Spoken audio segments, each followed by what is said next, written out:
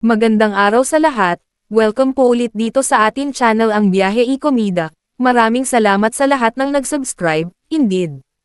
Punta tayo sa atin topic, August 20, 2025.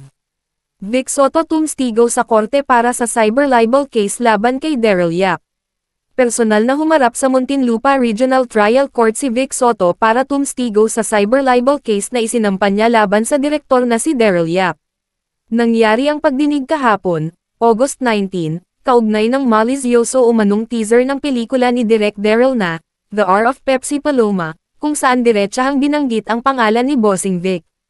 Kasama ng veteran TV host sa naganap na hearing ang kanyang legal counsel na si Enrique de la Cruz, Jr. Naroon din ang asawa ni Vic na si Pauline Luna para magbigay suporta. Ayon sa showbiz icon, lantarang ipinakita sa naturang teaser video ng pelikula na may kinalaman siya sa umano'y pagsamantala sa namayapang sexy actress na si Pepsi Paloma.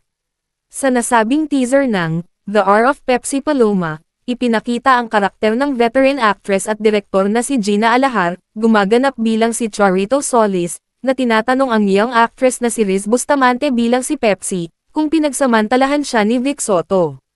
Pinanindigan ng TV host sa naganap na pagdinig na matindi ang naging epekto ng naturang video hindi lang sa kanyang sarili kundi maging sa kanyang pamilya, partikular na sa kanyang asawa at anak.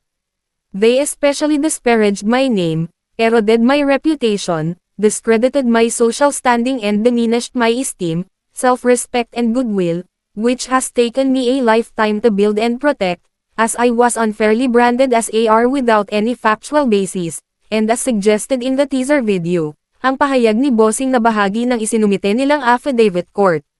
Naging emosyonal nga raw si Bossing sa pagdinig kahapon habang ikinukwento kung paano naapektuhan si Pauline at ang kanyang mga anak sa lumabas na video. Sa katunayan, hanggang ngayon daw ay may mga nagpo-post pa sa social media ng mga pagbabanta na pagsasamantalahan ang kanyang misis at sasaktan ang kanyang pamilya. Sa naunang pagdinig, sinabi umano ni Direk Daryl Yap na sa kabuuan ng pelikula ay hindi naman talaga pinangalanan si Vic bilang isa sa mga nagsamantala umano kay Pepsi.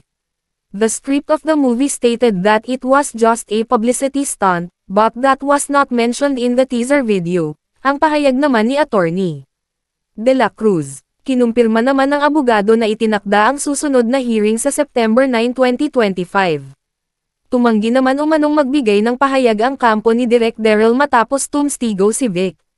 Matatanda ang kinasuhan ni Bossing si Direk Daryl ng libel sa ilalim ng Article 353 at 355 ng Revised Penal Code, na may kaugnayan sa Cybercrime Prevention Act of 2012. Naghain ang filmmaker ng not guilty plea sa kaso. Patuloy na bisitahin ang website ng Bandera para sa mga bagong showbiz balita.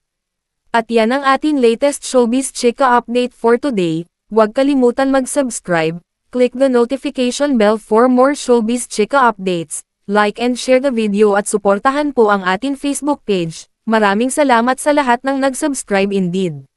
Magandang buhay sa lahat, adios!